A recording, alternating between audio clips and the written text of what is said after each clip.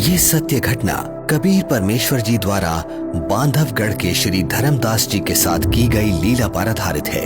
श्री धर्मदास जी का जन्म 1395 विक्रमी संवत 1452 को कार्तिक पूर्णिमा के दिन छत्तीसगढ़ के बांधवगढ़ नगर में हुआ।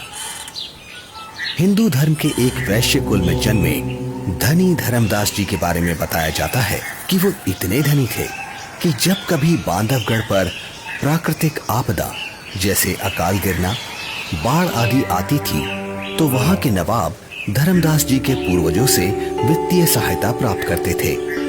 आदरणीय धर्मदास जी इतने धनवान होने के बावजूद भी उनकी बचपन से ही भगवान में अपार श्रद्धा थी, जिसके लिए वो हिंदू धर्म में प्रचलित सभी पूजा भी करते थे और श्री रूपदास जी नाम के एक वैष्णव संत से दीक्षा भी ले रखी थी। अपने गुरुदेव के बताए अनुसार वो नित्य गीता जी का पाठ करते, शालिग्राम की पूजा करते, एकादशी का व्रत करते और श्राद्ध इत्यादि भी करते थे। जब धर्मदास जी वृद्धावस्था की दहलीज पर आ गए तो उन्होंने अपनी पत्नी से तीर्थों की यात्रा करने की बात कही। आमिनी। जी स्वामी। गुरुदेव ने कहा है कि मुक्ति पाने के लिए 68 तीर्थों की यात्रा जरूर करनी चाहिए, इसलिए मैं कल तीर्थ यात्रा पर निकल रहा हूँ। मेरे जाने की तैयारी कर देना, यात्रा के लिए जरूरी सामान बांध देना। ठीक है स्वामी। आमिनी, तुम अपना ख्याल रखना। जी, आप भी अपना ध्यान रखना।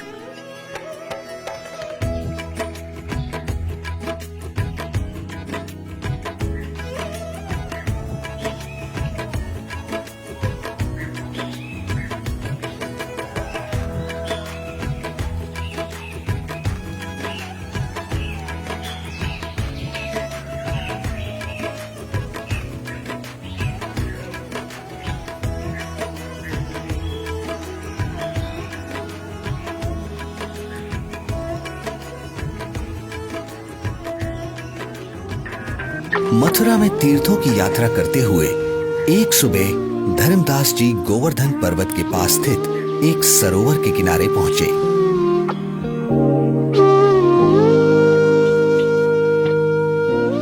वैसे तो सरोवर का पानी बहुत ही गंदा था, फिर भी वे सरोवर में उतर जाते हैं क्योंकि कहा जाता था कि उसमें नहाने से स्वर्ग मिलता है। इसलिए धर्मदास जी ने उसमें स्नान किया और फिर अपने ठाकुर जी की पूजा करने लगे। तभी वहां सर्वसृष्टि रचनहार कबीर देव जी काशी शहर से आकर प्रकट होते हैं और एक मुसलमान जिंदा महात्मा का रूप बनाकर धर्मदास जी से थोड़ी ही दूरी पर आकर बैठ जाते हैं।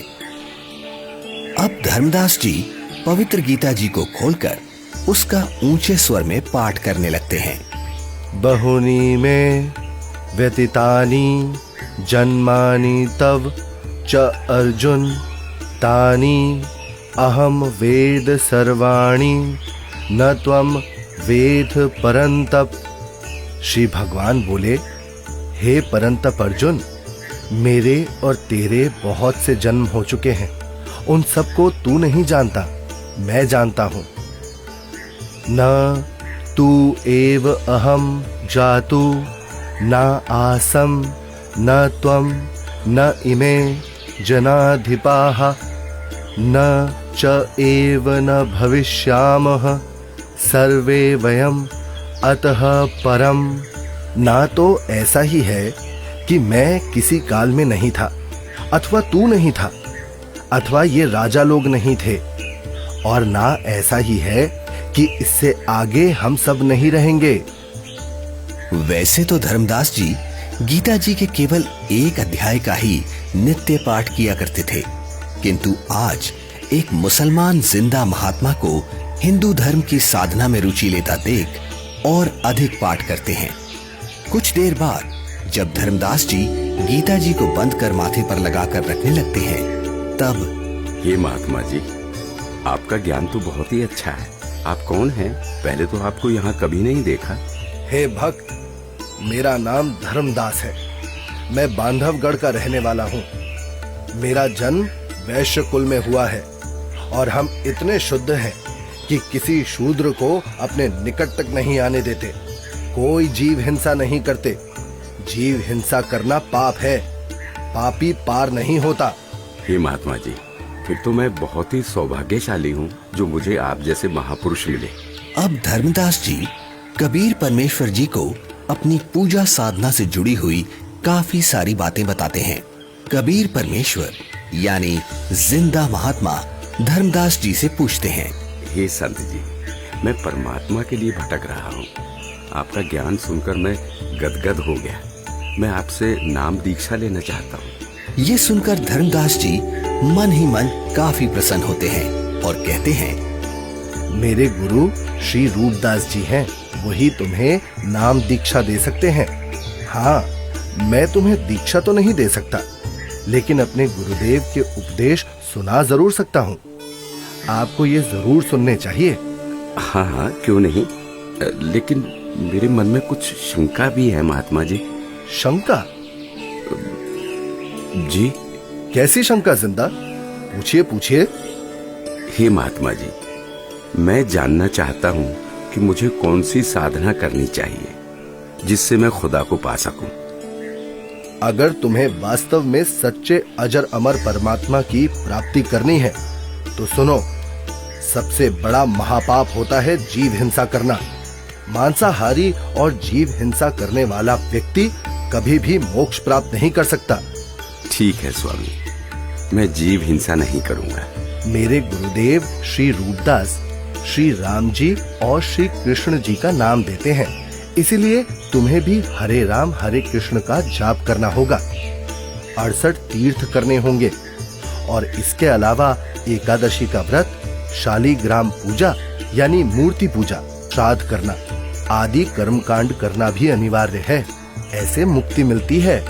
धर्मदास जी एक ज्ञानी की तरह कबीर प्रभु को बातें बता रहे हैं और दूसरी तरफ कबीर परमात्मा एक अनभिज्ञ श्रद्धालु की तरह अपने हाथों को जोड़े हुए धर्मदास जी की सब बातें सुनते हैं और बड़े ही विनम्र भाव से बोलते हैं, हे स्वामी, मैं कुछ और शंका समाधान चाहता हूँ। अगर आपकी आज्ञा हो तो। हाँ हाँ, क्यों नहीं, अवश्य पूछिए। स्वामी जी, ये गीता जी का ज्ञान किसने लिखा है? गीता ज्ञान तो स्वयं श्री कृष्ण जी यानी श्री विष्णु भगवान जी ने बोला है। अच्छा। हाँ स्वामी, आपके कहने से मैं अवश्य रामकृष्ण का जाप करूंगा, लेकिन क्या ये जाप गीता में कहीं लिखा है? नहीं, गीता जी में तो नहीं लिखा। पितृपूजा यानी श्राद्ध आदि कर्मकांड करने, तीर्थों पर भ्रमण करने और व्रत करने के लिए क्या गीता में कहा है? आखिर तुम कहना क्या चाहते हो? कुछ नहीं स्वामी, मैं तो बस ये समझना चाह रहा हूँ, जब गीता जी में व्रत के लिए मना किया गया है तो फिर आप एकादशी के दिन भूखे क्यों मरते हो? तुम भटक गए हो। तुम्हें इन सब साधनाओं का कोई ज्ञान नहीं है, इसलिए ऐसा बोल रहे हो। नाराज ना हो स्वामी जी, आप मेरी शंका का समाधान नहीं करेंगे तो कैसे बात बनेगी? आप ही बताएं, ये सरोवर जिसमें आपने स्नान किया है, जिसको आप मोक्ष पाने का साधन मानते हैं, लेकिन इस जल के अंदर करोड़ों जीव रहते हैं जिन्हें आपने अभी स्नान करते समय अपने हाथों पैरों से रगड़ रगड़ कर मार डाला है। और स्नान के बाद जो जल आप भगवान की मूर्ति को स्नान कराने के लिए लाए, उसमें भी मूर्ति के स्नान कराने से अनेकों जीव मर गए। और आप कहते हैं कि आप जीव हिंसा नहीं करते। एक और बात स्वामी जी, यदि इस सरोवर में नहाने से आपकी मुक्ति संभव है तो फिर इस जल में रहने वाले जीव जंतुओं को तो निश्चित ही मोक्ष प्राप्त हो जाना चाहिए। हे धर्मदास, ये साधना व्यर्थ है क्योंकि ये गीता शास्त्र के विरुद्ध है। समझ गया। अंततः तुमने अपने धर्म का परिचय दे ही दिया। तुम एक मुसलमान हो, इसीलिए ऐसी बातें कर रहे हो, क्योंकि एक मुसलमान ही हिंदू धर्म पर सवाल उठा सकता है।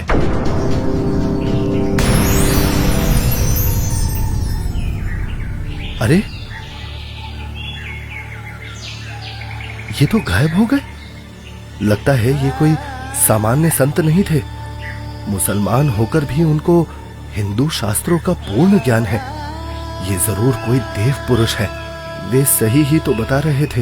हे परमात्मा, एक बार फिर से वही संत मिले तो मैं अपना हठ छोड़कर नम्र भाव से संपूर्ण ज्ञान समझूंगा। हे भगवान, माफ करो मुझे।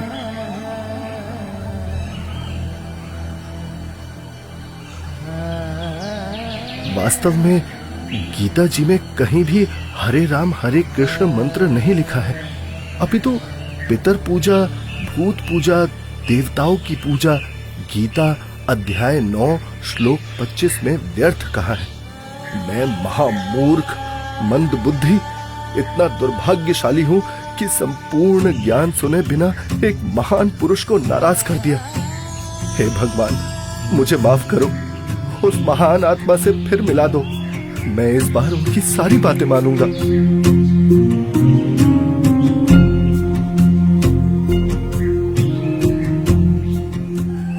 आज धर्मदास जी का मन किसी भी कर्म कांड में नहीं लग रहा था।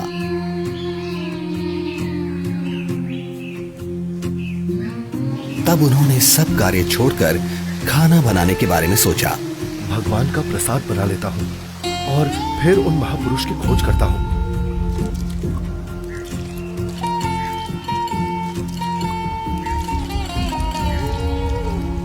हे भगवान, ये क्या अनर्थ हो गया? इस लकड़ी में तो हजारों चींटियां अंडों सहित मर गई होंगी। हे भगवान, आज जैसा अनर्थ तो कभी नहीं हुआ। बहुत बड़ा पाप कर दिया मैंने। मैं इस पाप से बने हुए भोजन को कदापि नहीं खा सकता। एक काम करता हूँ, इस भोजन को लेकर किसी साधु संत को खिला देता हूँ और स्वयं आज निराहार रहता हूँ, जिससे मैं पाप मुक्त हो जाऊंगा।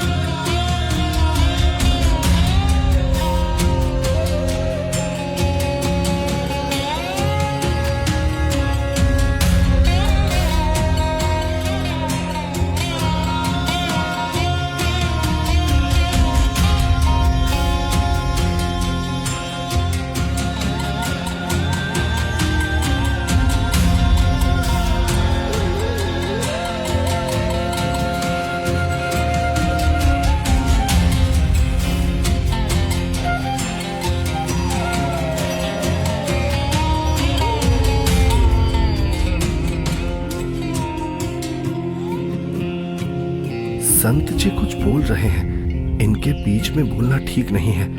मुझे अवश्य ये सुनना चाहिए। मन तू मान सरोवर नारे, यहाँ न भटका खारे।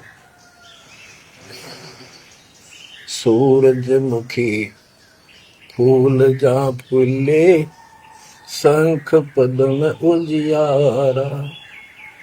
गंगा यमुना मध्य सरस्वती, वहाँ तेरे वेणी की धारा। मन तू मान सरोवर नारे, यहाँ न भटका खारे। जहाँ कमोदनी चंद्रगता है, कमल कमल मद तूरा। अनहद नाद अजब धुन होई, जाने सतगुरु पूरा। मन तू मान सरोवर नारे, यहाँ न भटका खारे। ओ गट घाट विषम है दरिया, नहावे संत सुजाना। ओ गट घाट विषम है दरिया, नहावे संत सुजाना। मोक्ष मुक्ति के पर भी ले रे, साक्षी है ससीवाना। मन तू मान सरोवर नारे, यहाँ न भटका खारे। जावा हंस कोलाहल करते हैं, मोती मुक्ता खाऊं। ऐसा देश हमेश हमोरे, अमृत भोजन पाही मन तू मान सरोवर नारे, यहाँ न भटका खारे। शंखों लहरे मेहर की उपजे, कर नहीं जा कोई। शंखों लहरे वहाँ मेहर की उपजे, कर नहीं जा कोई। दास गरीब अचल अविनाशी, सुख का सागर सोई मन तो मान सरोवर नारे, यहाँ न भटका खारे मन तो मान सरोवर नारे, यहाँ न भटका खारे।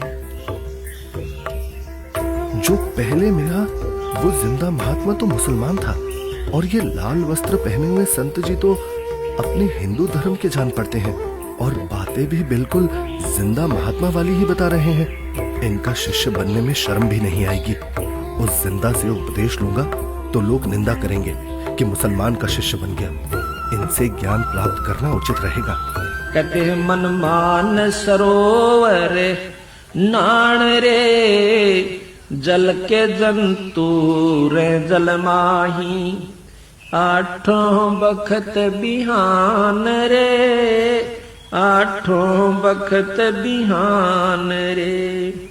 मन मान सरोवर नाण रे, जल के जंतु रे जल माही।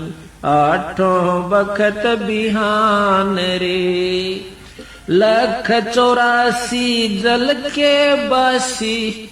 ये भुगते चारों खान रे, चेतन वो कजड़ को पूजय गांठ बांध पाषाण रे।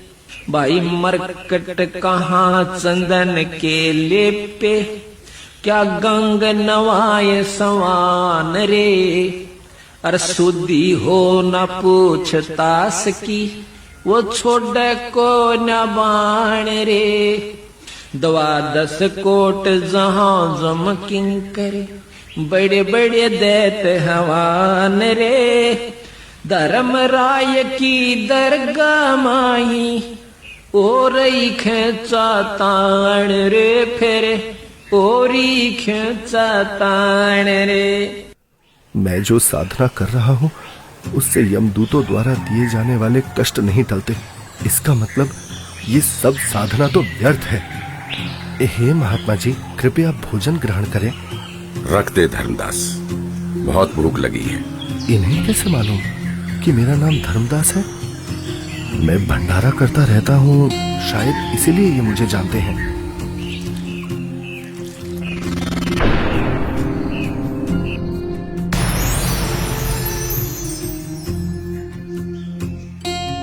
आप तो वही महात्मा जी हो। हत्यारे, कल तो क्या कह रहा था कि जो जीव हिंसा करते हैं वो कभी मोक्ष को प्राप्त नहीं कर सकते। अरे तू तो कसाई से भी बुरा निकला। हे प्रभु, मुझे ज्ञानी को क्षमा करो। मैं कहीं का नहीं रहा, जिसका कोई लाभ नहीं। और शास्त्र अनुकूल साधना किससे मिले ये आप ही बता सकते हैं। मैं आपसे पूर्ण आध्यात्मिक ज्ञान सुनने का इच्छुक हूँ। कृपया मुझ ज्ञानी पर दया करके मुझ पापी को वो तत्व ज्ञान सुनाए भगवत, जिससे मेरा मोक्ष हो सके। ठीक है धर्मदास, अब सुनो। आप एकादशी का व्रत करते हो, जबकि श्रीमद् भगवद गीता अध्याय 6 श्लोक 16 में पढ़ा है कि हे अर्जुन, ये योग यानी भक्ति ना तो अधिक खाने वाले की और ना बिल्कुल ना खाने वाले अर्थात व्रत रखने वाले की, ना अधिक सोने वाले की तथा ना अधिक जागने वाले की सफल होती। इस श्लोक में व्रत रखना पूर्ण रूप से मना है धर्मदास। फिर देख अपनी गीता खोलकर। यहाँ परमेश्वर कबीर देव जी जिंदा रूप में धर्मदास जी को सृष्टि रचना सुनाते हैं और तीनों देवताओं की स्थिति से अवगत कराते हैं कि हे धर्मदास, अभी तक आप जिन भगवानों की यानी ब्रह्मा विष्णु महेश की भक्ति कर रहे थे, वो तो पृथ्वी, स्वर्ग और पाताल केवल इन तीनों लोकों में प्रधान है। रजगुण ब्रह्मा है, सतगुण विष्णु और तम गुण शिव जी ये मोक्ष नहीं कर सकते। आप जो भक्ति कर रहे हैं उससे कोई लाभ नहीं होगा। धर्मदास, केवल शास्त्र अनुकूल भक्ति करो। हे महात्मा, आप ये क्या कह रहे हैं? ब्रह्मा विष्णु महेश की भक्ति करने से कोई लाभ नहीं होगा? हम उनको कैसे छोड़ सकते हैं? धर्मदास, मैं इन देवताओं को छोड़ने की नहीं कह रहा, बल्कि आपको ये समझा रहा हूं कि जो पवित्र गीता जी और पवित्र वेद बता रहे हैं वैसे साधना करने से ही मोक्ष संभव है। हे जिंदा, भगवान विष्णु अखिल ब्रह्मांड के स्वामी हैं और आप उनको केवल 3 लोक के स्वामी बता रहे हैं। यदि फिर से आपने श्री विष्णु को अपमानित किया तो उचित नहीं होगा। मूर्ख के समझावते ज्ञान गाठी का जाए, कोयला होत न उजला, भावे 100 मन साबुन लाए। ये मैंने क्या कर दिया? मैंने उन महात्मा को फिर से नाराज कर दिया। मेरी बुद्धि भ्रष्ट हो गई है। जो मैंने सच्चे परमात्मा को नहीं पहचाना, उन्हें अपने जैसा मनुष्य मान लिया। हे भगवान, मुझे क्षमा करो। अब जिस पूजा को मैं कर रहा हूं वो कर नहीं सकता और आपकी बात मैंने सुनी नहीं। हे भगवान, मुझे सत्मार्ग दिखाओ, नहीं तो मैं आत्मघात कर लूंगा। मुझे परमात्मा की सच्ची भक्ति चाहिए। अब परमात्मा के अंतर्ध्यान हो जाने से व्याकुल धर्मदास जी अपने आप को कोसते हुए तीर्थ यात्रा को बीच में ही छोड़कर घर को चल पड़ते हैं। रास्ते में धर्मदास जी एक बगीचे में विश्राम करने के लिए रुकते हैं, जहां अक्सर सभी तीर्थयात्री विश्राम के लिए रुका करते हैं। जहां धर्मदास जी चिंतन करते हैं कि पूर्ण परमात्मा की साधना तो मेरे को मिली नहीं और पहले वाली साधना मैं नहीं करूं तो कहीं मैं पाप का भागी ना बन जाऊं। इसलिए धर्मदास जी मूर्ति निकालकर वापस उन्हीं की पूजा करने लगते हैं। तभी दयालु परमात्मा कबीर देव जी पहले की तरह संत रूप बनाकर वहां प्रकट हो जाते हैं, जिन्हें देख धर्मदास की खुशी का ठिकाना ही नहीं रहता। हे परमात्मा, हे मेरे मालिक, बहुत दया करी दाता, मुझ पापी को माफ करे प्रभु। बैठो प्रभु, मैं आपके खाने के लिए कुछ लाता हूँ। नहीं धर्मदास, अभी इच्छा नहीं है। हे भगवान, यदि आप नहीं खाएंगे तो मेरी आत्मा को कष्ट होगा। ठीक है धर्मदास, जो तेरी इच्छा है ले आ खाने के लिए। धर्मदास के काफी आग्रह करने पर और उनके सच्चे भाव को देखकर परमात्मा कबीर जी पेड़े और बताशे खाने लगते हैं।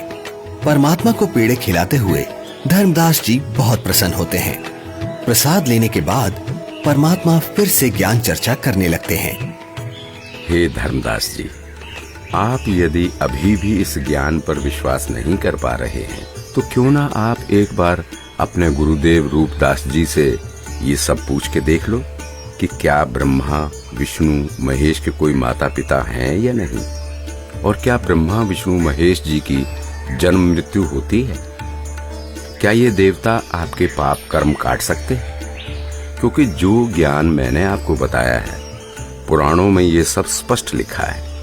और हाँ धर्मदास, आप अपने गुरु जी से ये भी पूछना कि क्या आप जो भक्ति बता रहे हैं उससे मुझे मोक्ष की प्राप्ति हो जाएगी। हाँ प्रभु, मैं निश्चित ही गुरुदेव से इन शंकाओं का समाधान अवश्य करवाऊंगा। इसके बाद कबीर प्रभु वहां से चल पड़ते हैं। धर्मदास जी कबीर परमात्मा जी को बेहद व्याकुलता में एकटक देखते जा रहे हैं। प्रभु, प्रभु! लेकिन धर्मदास जी के लिए ये परिस्थिति बहुत असामान्य हो जाती है। धर्मदास जी इतना व्याकुल हो जाते हैं कि वो परमेश्वर कबीर साहिब जी को छोड़ना नहीं चाह रहे थे और पहले वाली साधना भी छोड़ना धर्मदास जी के लिए बहुत मुश्किल हो रहा था। कबीर प्रभु के जाने के बाद धर्मदास अपनी शंकाओं के समाधान के लिए अपने गुरु रूपदास जी के आश्रम की तरफ निकल पड़ते हैं।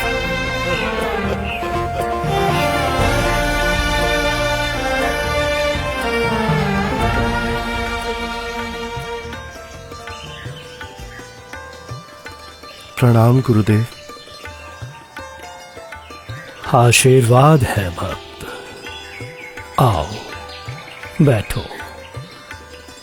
क्या बात है धर्मदास, बहुत व्याकुल दिख रहे हो। और आप तो तीर्थ यात्रा पर गए थे ना? गुरुदेव, मेरे मन में कुछ शंका है, कृपया उनका समाधान कीजिए। कहो धर्मदास, क्या शंका है आपकी? हे गुरुदेव, सृष्टि का रचयिता कौन है? क्या भगवान विष्णु से ऊपर भी कोई प्रभु है?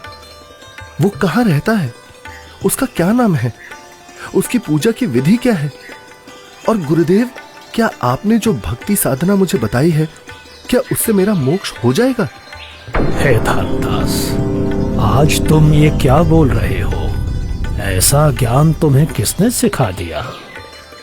तुम लक्ष्मी नारायण की भक्ति करो, ठाकुर जी की सेवा करो और राम कृष्ण जी का जाप करते हुए प्रतिमा पूजा करो, जिससे तुम्हारी मुक्ति हो जाएगी। तुम यात्रा पर जाओ, जगन्नाथ के दर्शन करो, गोमती, गोदावरी इन नदियों में स्नान करो, काशी जाओ, तीर्थ नहाओ, उससे ज्यादा पुण्य होता है और स्वर्ग की प्राप्ति होती है बच्चा। भगवान तो निराकार है, वो ज्योत स्वरूपी निरंजन है जो शून्य में रहता है। हे गुरुदेव, यहां मैं एक बात पूछना चाहूंगा, आप क्रोधित ना होना गुरुवर। हे गुरुदेव, जो ज्योत निरंजन आप बता रहे हैं, वो तो प्रतिदिन 1 लाख मानव खाता है और 1.25 लाख उत्पन्न करता है। गुरुदेव, मुझे जीव भक्षक नहीं, जीवों की रक्षा करने वाला भगवान कौन है वो बताइए। ये ज्योति निरंजन ब्रह्म तो जीवों को खाता है। और गुरुदेव, ऐसा तो आप भी मानते हैं कि एक दिन वैकुंठ समेत तीनों लोक भी नष्ट होंगे, यानी स्वर्ग भी नष्ट होगा। फिर मुझे वहां की भक्ति क्यों बता रहे हो? गुरुदेव, मुझे उस अविनाशी स्थान के बारे में बताओ जिसका जिक्र गीता अध्याय 18 श्लोक 62 में किया है कि हे अर्जुन, तू सर्वभाव से उस परमेश्वर की शरण में जा। उसकी कृपा से ही तू परम शांति को और सनातन परम धाम शाश्वतम स्थानम अविनाशी लोक को प्राप्त होगा। इस प्रकार धर्मदास जी जिंदा बाबा रूप में मिले परमेश्वर कबीर जी से सुनी सृष्टि रचना के आधार पर काफी तर्क रखते हैं, जिसके पश्चात गुरु रूपदास जी कहते हैं, बेटा धर्मदास, जो ज्ञान मेरे पास था वो सब मैंने आपको बता दिया है। इससे आगे का मुझे कोई ज्ञान नहीं है। जो महात्मा आपको मिले हैं वो अवश्य ही कोई पहुंचे हुए महापुरुष हैं। हे गुरुदेव, मुझसे कोई गलती हुई हो तो माफ करना, किंतु जिसने मुझे ये तत्व ज्ञान बताया है, अब मैं उन्हीं के चरणों में जाऊंगा। आज के बाद वही मेरे सद्गुरु होंगे। ठीक है धर्मदास, आप उनको अपना सद्गुरु बनाओ और उनके अनुसार बताई साधना कर लो। इसके बाद धर्मदास जी गुरु रूपदास जी को प्रणाम करके वहां से अपने घर की तरफ निकल पड़ते हैं।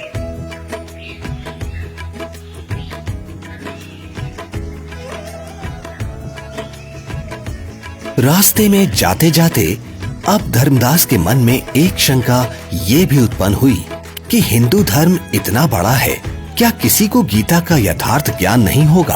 अवश्य कोई ना कोई साधु महात्मा मंडलेश्वर गीता में कहे उस परमेश्वर परम अक्षर ब्रह्म के विषय में जानता होगा। इसके बाद धर्मदास कई प्रसिद्ध हिंदू संतों से मिलते हैं। सबको पहले 1 रुपया दान देते हैं ताकि संत मेरे को अपने दिल की बात गुप्त रहस्य बताएगा, क्योंकि जो भक्त अधिक दक्षिणा देता था तो संत उससे अधिक स्नेह से बात करते थे।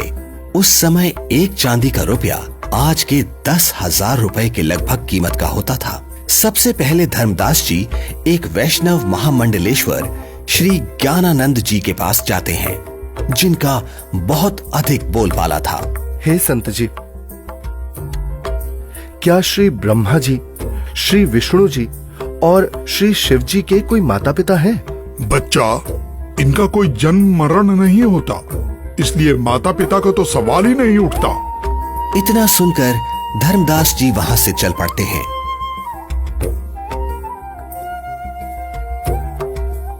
जहां कुछ दूरी पर धर्मदास जी को एक बहुत बड़े विद्वान महात्मा का पता चलता है, जो कि काशी विद्यापीठ से पढ़कर आए हैं और वे शास्त्रों के पूर्ण विद्वान हैं। धर्मदास जी महात्मा के पास जाते हैं और दक्षिणा देकर पूछते हैं, महात्मा जी, गीता जी के अध्याय 18 श्लोक 62 में भगवान श्री कृष्ण ने अपने से अन्य किस परमेश्वर की शरण में जाने को कहा है? भगवान श्री कृष्ण अर्जुन को अपनी ही शरण में जाने को कहते हैं भक्त। श्री कृष्ण जी से ऊपर कोई भगवान नहीं है।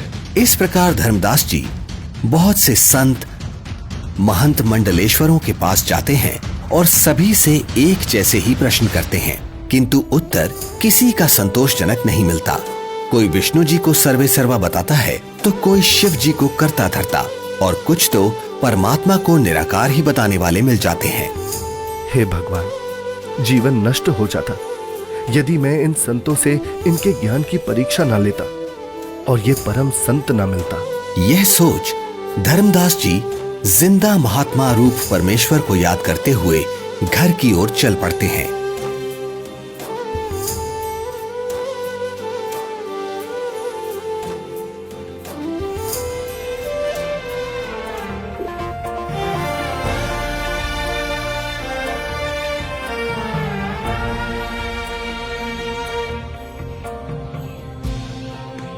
जहां मार्ग में एक नदी आती है, जिसके किनारे वृक्ष के नीचे एक हिंदू संत विराजमान दिखाई देते हैं, जिनके पास 4-5 व्यक्ति भी बैठे हैं।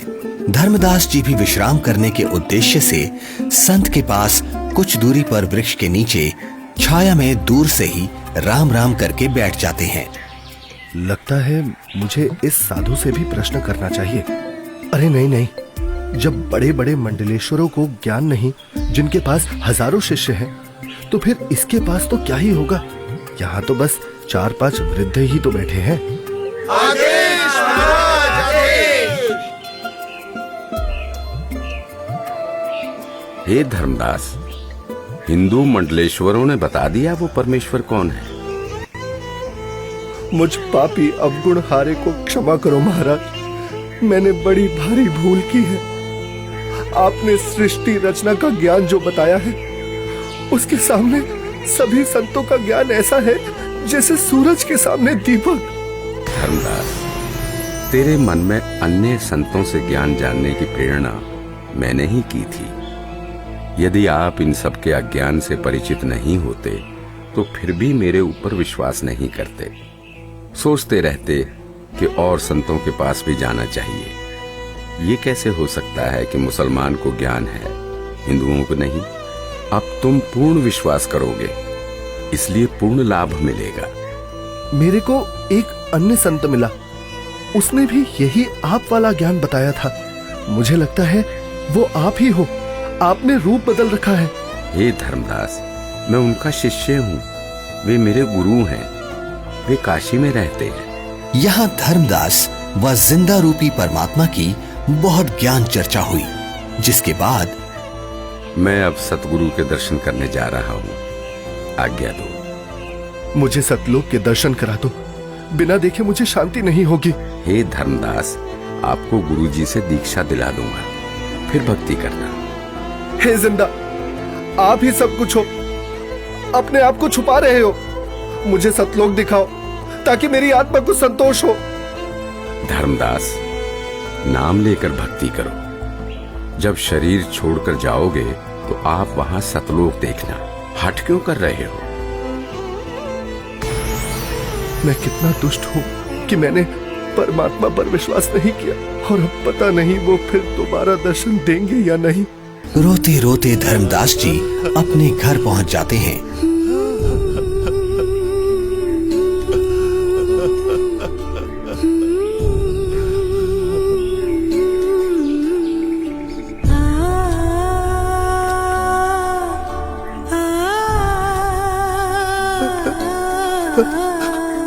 उनकी ऐसी हालत देख और यात्रा से जल्द ही वापस लौटने पर पत्नी आमनी देवी भी हैरान हो जाती है और बार बार धर्मदास जी से उनके रोने का कारण पूछती है, लेकिन धर्मदास जी उन्हें कुछ नहीं बता पाते, केवल रोते ही रहते हैं।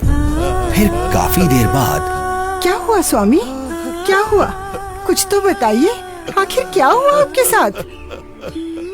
लगता है इनके पैसे किसी ने लूट लिए हैं। क्यों कच्चा मन कर रहे हो जी? किसी ने यात्रा में आपका धन लूट लिया तो कोई बात नहीं, आपके पास धन की कमी थोड़ी है, और ले जाना, भगवान ने बहुत दे रखा है। आमिनी, यदि रुपए पैसे वाला धन लुट गया होता तो मैं और ले जाता। मेरा तो ऐसा धन लुट गया है आमिनी, जो शायद अब मुझे कभी ना मिले, और वो मैंने अपने हाथों अपनी मूर्खता से गंवाया है। धर्मदास जी जिंदा महात्मा से हुई सर्व ज्ञान चर्चा और उनसे सुनी सृष्टि रचना आमनी देवी को सुनाते हैं। आपने भगवान को क्यों नहीं पहचाना स्वामी? ये क्या किया आपने? बनिया होते हुए भी आप ये सौदा कैसे चूक गए? इसी बात का तो दुख है आमिनी।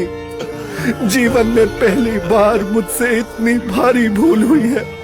तावालीन बहे निर्बानी, मगन रूप साहेब सैलानी, तावा रोवत धर्मनि नागर, कहाँ गए मेरे सुख के सागर। अधिक वियोग हुआ हमसे ती, जैसे निर्धन की लुट जा खेती। कलप करे और मन में रोवे, दसों दिशा को वो मग रोवे। अधिक वियोग हुआ हमसे ती, जैसे निर्धन की लुट जा खेती। कलप करे और मन में रोवे, दसों दिशा को वो मग रोवे।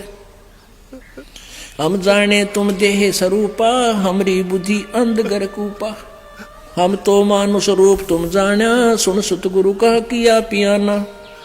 बेग मिलो कर हूँ अपघाता, मैं ना जी हूँ सुनो विधाता। अगम ज्ञान कुछ मोहे सुनाया, मैं जी हूँ नहीं अवगत राया। बेग मिलो कर हूँ अपघाता, मैं ना जी हूँ सुनो विधाता। अगम ज्ञान कुछ मोहे सुनाया, मैं जी हूँ नहीं अवगत राया। तुम सतगुरु अवगत अधिकारी, मैं नहीं जानी लीला थारी। तुम अवगत अविनाशी साईं, फिर मोको कब मिलो गोसाई। कमर कसी धर्मदास से को, पूरब पंथ पयाने। गरीबदास रोवत चले वो बांधो गुण अस्थाने। अब धर्मदास रोजाना अपने घर के आसपास, जंगलों में, नदियों के पास, नगरों में और दूसरी अलग अलग जगह पर काफी सारे धर्मगुरु, संत, महंत, मंडलेश्वर, आचार्य, शंकराचार्य के पास जा जाकर परमात्मा को ढूंढने लगे। कहीं वेश बदल कर बैठे हों, इसलिए प्रश्न भी करते कि श्री ब्रह्मा जी, श्री विष्णु जी, श्री शिव जी के माता पिता कौन है, वो परमात्मा कौन है। परंतु उत्तर ठीक नहीं होता था। तो स्पष्ट था ये साधु संत परमात्मा जिंदा नहीं है। 6 महीने तक जिंदा बाबा नहीं मिले। तब एक दिन, हे स्वामी, आप ऐसे मत रोइए, भला रोने से कोई समाधान थोड़ी ना होगा। कुछ याद कीजिए स्वामी, उन्होंने कुछ तो बताया होगा कि वो किस प्रकार मिलते हैं, कहाँ मिलते हैं। हाँ, याद आया आमिनी, उन्होंने ज्ञान चर्चा करते समय बताया था। जहाँ कहीं भी धर्म भंडारे चल रहे होते हैं, मैं वहाँ जरूर उपस्थित होता हूँ और अपनी प्यारी आत्माओं को ज्ञान समझाता हूँ। धर्मदास, क्या धर्म भंडारा? फिर तो स्वामी क्यों ना हम धर्म भंडारा ही करवा दें। हाँ, यही सही है। 3 दिन का धर्म भंडारा करते हैं।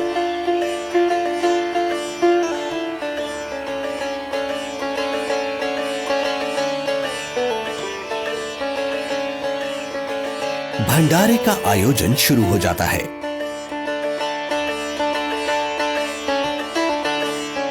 दूर दूर से साधु महात्मा भंडारे में आने लगते हैं।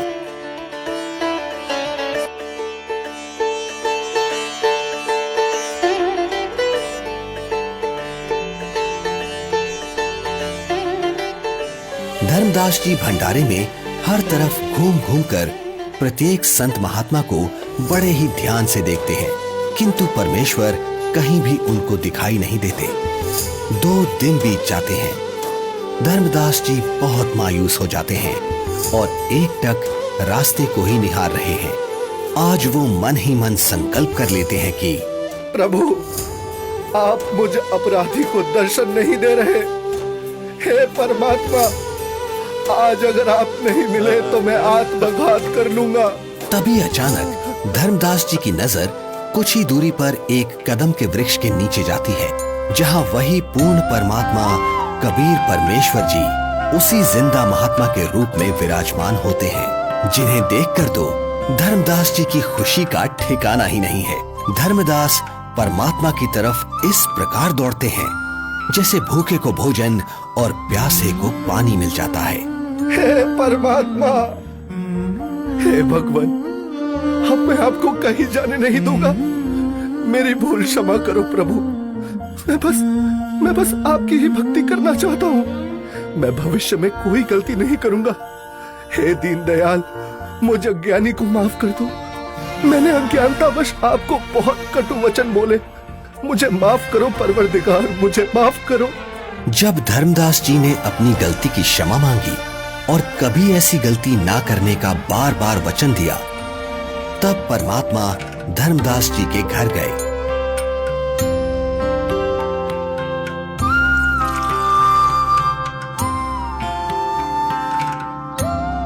जहां आमनी देवी और धर्मदास जी दोनों ने परमात्मा की बहुत सेवा की और उनसे नाम दीक्षा ली। हे प्रभु, आपका बच्चा बहुत नरम दिल का है। इतना रोया मैं भी रुला दी। आपकी तड़फ में दिन रात रोता रहा। मैं बार बार हिम्मत हौसला दिलाती, परमात्मा अवश्य मिलेंगे। ये रोते हुए कहते, हमने अब नहीं मिलेंगे। मैंने उनको बहुत बार परेशान किया अपनी मूर्खता व अज्ञान के कारण। फिर रोने लग जाते। आपने अपने दास को इतना कष्ट नहीं देना था। बेटी, जैसे लोहे का औजार बनाने के लिए गर्म किया जाता है, फिर उस पर चोट लगाई जाती है, तब वो काम बनता है। ठंडे लोहे पर चोट काम नहीं करती, इसलिए धर्मदास को 6 महीने गर्म करना पड़ा। ये काल का वकील बना था।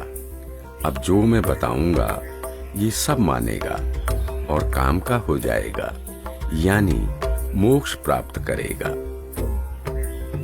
धर्मदास, आपको वो भगवान मिला है जिसको पाने के लिए राजाओं ने राज त्याग दिए, ऋषियों ने शरीर तक गला दिए। इसलिए अब खूब भक्ति करो ताकि आप हमेशा हमेशा के लिए सतलोक के निवासी बन सको, जहां आपको इतना सुख मिलेगा जो स्वर्ग क्या महास्वर्ग में भी नहीं है। सुंदर बाग, सदाबहार फलदार वृक्ष और दूधों की नदियां बहती हैं, जहां सुंदर नर और नारी रूप में हंस आत्माएं रहती हैं। वे कभी वृद्ध नहीं होते और वहां जाने के बाद कभी मृत्यु भी नहीं होती। धर्मदास, हे महाराज, नाराज ना होना।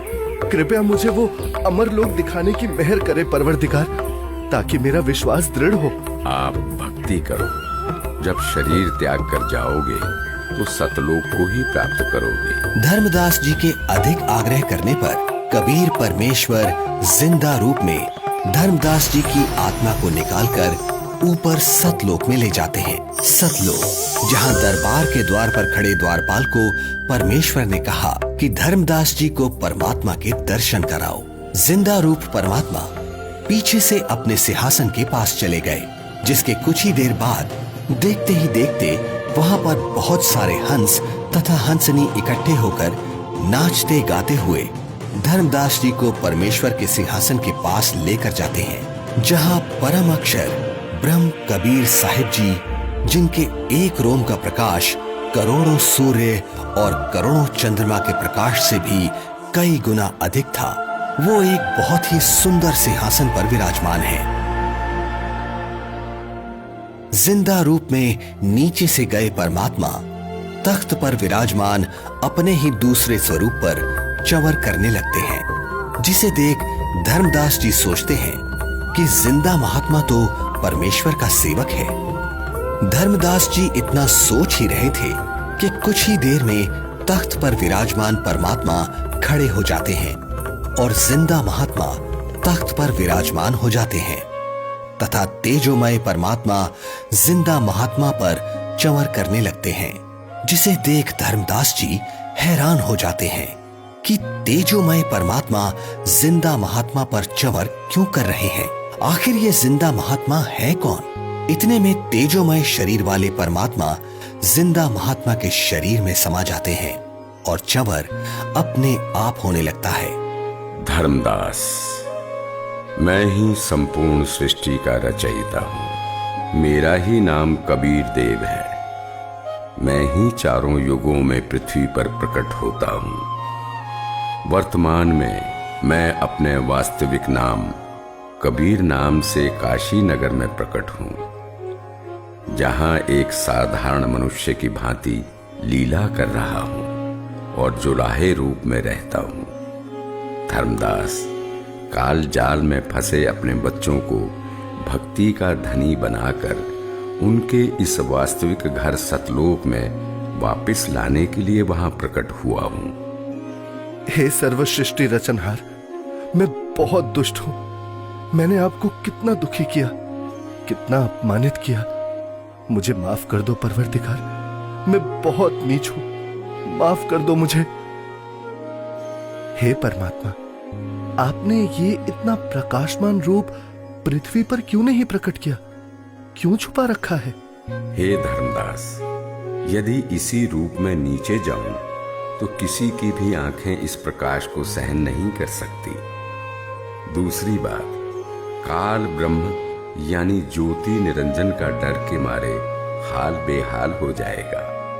इसलिए काल के लोक में गुप्त रहकर जीवों को ज्ञान सुनाता हूं, उनका कल्याण करता हूं। धर्मदास, अब आप नीचे जाकर खूब भक्ति करो और वहां काल जाल में फंसे अपने सभी भाई बहनों को भी समझाओ।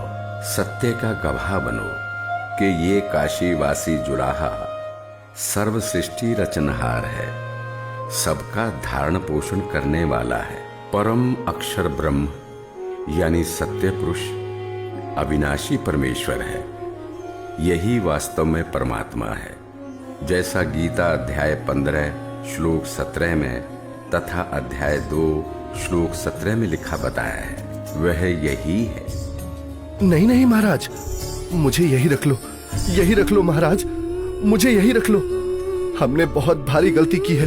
काल के साथ उस मृत लोक में जाकर ऐसे सुख सागर को छोड़कर अब उस नरक में मुझे नहीं जाना प्रभु, हमें यही रख लो महाराज।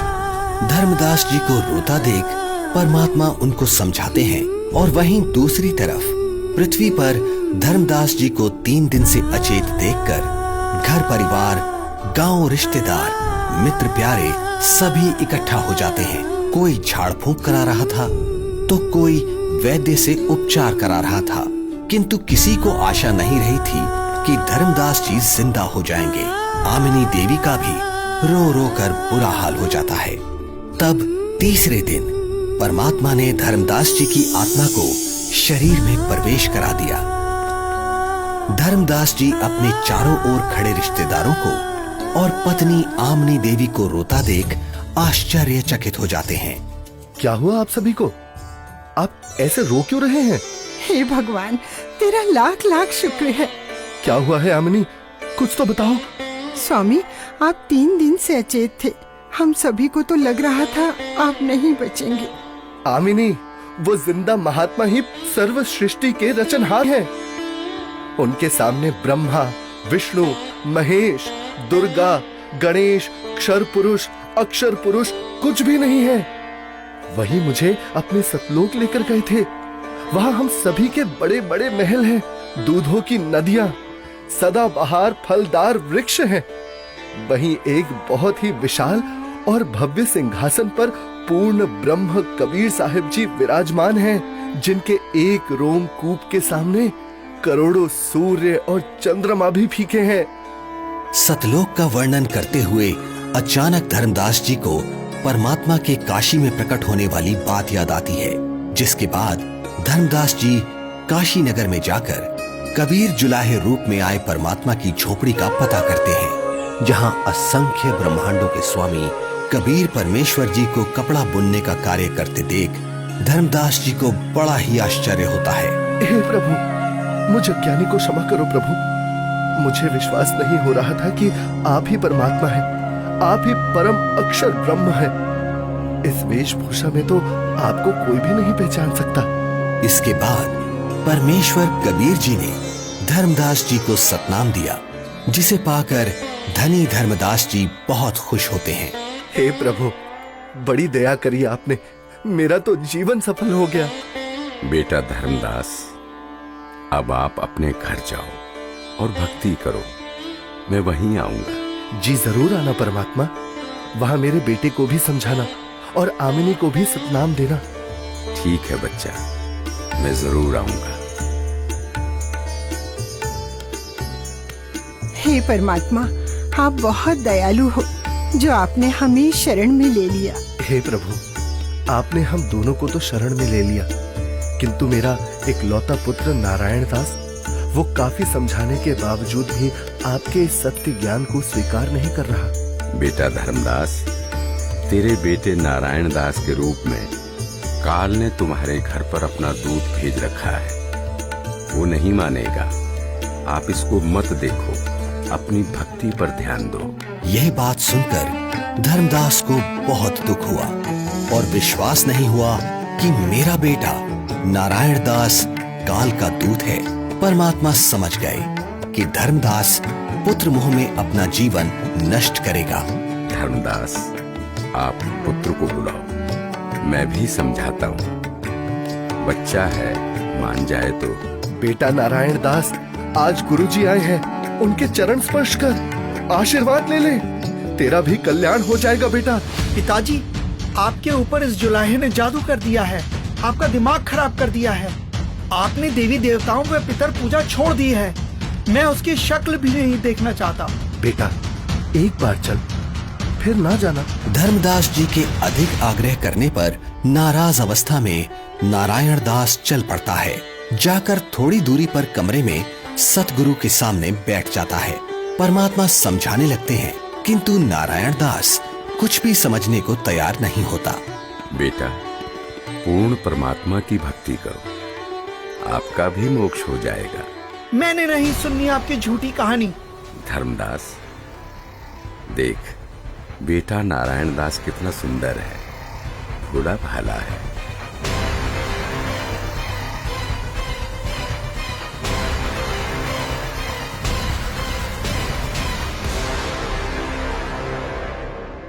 बेटा नारायण दास, आप जाओ, आपको जो ठीक लगे करो।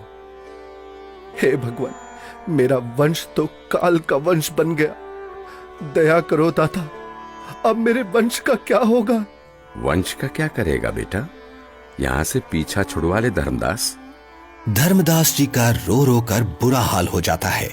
तब कबीर परमात्मा जी अपना आशीर्वाद भरा हाथ धर्मदास जी के सिर पर रखते हुए कहते हैं, ठीक है धर्मदास, तेरे घर पर मैं अपना हंस भेजूंगा। तू वंश की चिंता करता था धर्मदास, तेरा 42 पीढ़ी तक वंश चलेगा, तू चिंता मत कर। तुम्हारे घर पर एक पुत्र उत्पन्न होगा, उसका नाम चूड़ामणि रखना।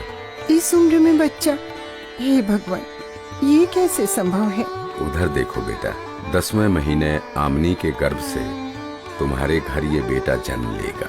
धर्मदास जी को कुछ विश्वास और कुछ अविश्वास होता है, किंतु परमेश्वर की दया से आमनी देवी के गर्भ से 10वें महीने एक बच्चा पैदा होता है, जिसका नाम चूड़ामणि रखा जाता है। बड़ी दया करी दाता, जो आपकी हंस आत्मा हमारे घर आई। हे भगवान, दया करना कि मेरे वंशज आपकी भक्ति में ही लगे रहे। धर्मदास, ज्योति निरंजन अर्थात काल मेरे नाम से 12 पंथ चलाएगा और तेरे वंश वाले 6ठी पीढ़ी में जाकर मेरी बताई सत्य भक्ति को करना छोड़ देंगे। वो उन काल के चलाए नकली 12 पंथों में से जो 6ठा टकसारी पंथ होगा, उसकी साधना करना शुरू कर देंगे, जो काल में डुबोने वाली ही होगी। हे परमात्मा, दया करो अंतर्यामी, उनका उद्धार कैसे होगा? दया करो। हे धर्मदास, काल द्वारा चलाए जाने वाले 12 पंथों में 12वां पंथ का प्रवर्तक संवत 1774 में जन्म लेगा। उस पंथ समेत सब 12 पंथों के पंथी मेरी वाणी का गलत अर्थ लगाकर गलत साधना करेंगे। असंख्य जन्म तक सतलोक नहीं जा सकेंगे। उसी 12वें पंथ में हम ही प्रकट होंगे। हम गुप्त रूप से लीला करेंगे। धर्मदास, मैंने तेरे को 42 पीढ़ी तक तुम्हारा वंश कलयुग में चलने का आशीर्वाद दिया। तेरे वंश वालों का उद्धार मेरे द्वारा भेजे जाने वाले मेरे कृपा पात्र महापुरुष से होगा। जिस समय कलयुग 5505 वर्ष बीत जाएगा, तब वो महापुरुष मेरा भेजा हुआ आएगा। अर्थात उसे मुझे ही समझ। वो सारे संसार के प्राणियों का उद्धार करेगा। उस समय तेरे बिंद वाले यानी तेरी 42 पीढ़ी वाले हों या सारा संसार, जो भी उससे नाम दीक्षा लेगा, उन सबकी मुक्ति हो जाएगी। मेरा आशीर्वाद है। आज वर्तमान में स्वयं कबीर परमात्मा के अवतार बंदी छोड़ सतगुरु रामपाल जी महाराज आए हुए हैं, जो कि सर्व समाज को सतभक्ति प्रदान कर रहे हैं, जिनसे नाम दीक्षा लेकर भक्ति करने से सर्व सुख व पूर्ण मोक्ष की प्राप्ति होती है। सत साहिब जी।